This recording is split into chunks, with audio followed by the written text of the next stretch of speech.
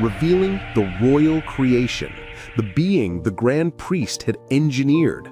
He stood before everyone, holding the energy blade in his hand. You tampered with my memory. You polluted my roots. You made me believe I was born without a past, without meaning. You exploited me, shaped me into your sword, and buried the truth from me. I will not let you escape, not until you speak it. The Grand Priest let out a cold laugh, a void-like emptiness behind it. Too late. Everything has ended.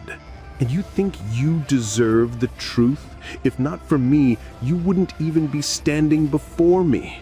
And now, after daring to oppose me, very well, your existence has been defiled long enough.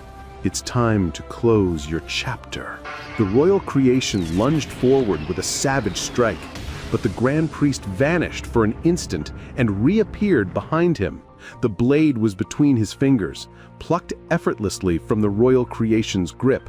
He raised his other hand and released a deadly spiritual blast that pierced through the creature's chest. A muffled scream. Then the royal creation collapsed, like a puppet with its strings severed. The Grand Priest walked toward him slowly, the glowing blade in his hand, and said with cosmic contempt, "How ironic that your existence will end by the very sword created to give you identity. A weapon born to define you will now erase you." He lifted the sword toward the sky, but before the strike was completed, suddenly, a light beyond description tore the heavens apart. A radiant explosion descended like divine lightning, shaking the world to its core. The Grand Priest froze. Everyone froze. Time itself stopped. Everyone lifted their eyes, waiting for the truth. Inside the divine light, a celestial figure began to emerge, descending slowly, as if coming from a realm beyond names. Every eye widened, every whisper died, and as his feet touched the ground, every heart exploded with shock. He had returned. The one they thought had left without farewell, the one they believed had been lost forever, the one whose death signaled the end of all hope. It was Goku, but not the Goku they knew. Goku in a divine, celestial form. His energy wasn't energy, it was light itself, given shape. His features carried the mark of the necklace given by Zeno's mother, a relic no one imagined would reshape his essence entirely. His body radiated golden white light. His hair glowed like the first spark of dawn. His eyes held the calm of entire universes. And beside him shimmered two luminous spirits, seeds planted in his heart. The reason he could stand, the reason he returned. Everyone stood frozen. Gohan, lying on the ground, staring silently, his face torn between shock, longing, and tears. Before him stood something beyond comprehension. Goku approached with steady steps, placed his hand gently on Gohan's head, and gave a brief, soft pat, as if saying, "I'm here, don't be afraid." Gohan froze. He couldn't believe it. He couldn't understand it. He couldn't even speak. Goku continued walking. He passed by Zeno and his guards. Their eyes widened to the brink of terror. Zeno couldn't understand. He couldn't interpret this presence. He couldn't even raise his hand. Then Goku reached Vegeta.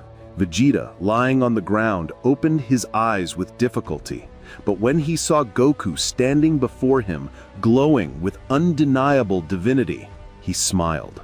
The smile of a man who'd been waiting for this moment for a very long time. Vegeta said, in a broken but proud voice, "I knew it. I knew you would return. You've proven to everyone that Saiyans should never be underestimated when they understand the true meaning of sacrifice." Goku nodded lightly and said, "I heard everything, Vegeta. I heard your patience, your loyalty, your burden, and thank you for saving my son, and thank you for carrying what no one should have carried alone." Goku placed his hands on Vegeta, and with a single touch, Vegeta was rejuvenated. Then, Goku moved forward, while everyone around him remained speechless. He stopped before the royal creation. Goku looked at him with an impossibly deep gaze, as if seeing through his very existence.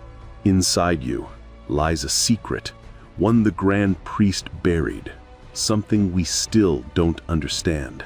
He stepped closer, placed his hand over his chest, and said, "Your end has not come, because your truth has not begun." The royal creation's entire body glowed, and he was fully revived. When the Grand Priest witnessed this, his eyes widened with a shock he couldn't hide. Goku advanced toward him, calm, cold, steady.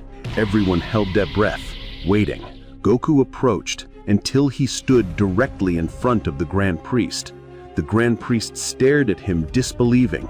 How had this being returned? There was no explanation. Goku slowly lifted his hand and grabbed the Grand Priest's chin, as if holding a child who had no idea what he was doing. The Grand Priest tensed. Should he attack? Retreat? Disappear? He knew nothing.